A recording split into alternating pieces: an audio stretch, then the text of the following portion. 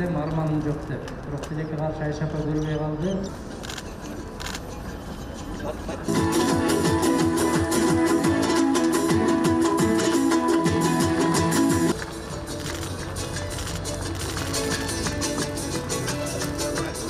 Сейит Карасаевдин илимий эмгектери, анын басып өткөн өмүр жолу ары өрнүп. Анан ушул сиздерге мени жиберип, бул ажайып инсан кыргыз сөзүнүн кылда биларма кубанычтуу күндө жолугушуп отурабыз.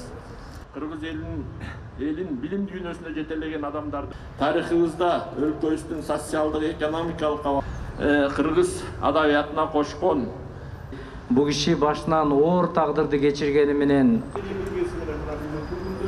ушул айкелдин ачылышы мамлекеттүүлүктүн башка элементи болгон кыргыз тилибиз өмүрүнүн акыркы күнүнө чейин көзү жакшы көрүп Ташкенттен билим алып, Ленинграддагы Чыгыштагы институтунан канчалаган кыргыз тил илиминдеги башаттын Айшынын 11-жылы Айшынын терең ыраазычылык билдирем.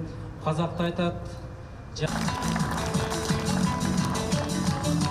катышып сөз сүйлөп, Бишкек гуманитарлык университетинин эмгек түшүргөн так ушул жерде адамдын көңүлүн өзүнө тарта турган, ниетин өзүнө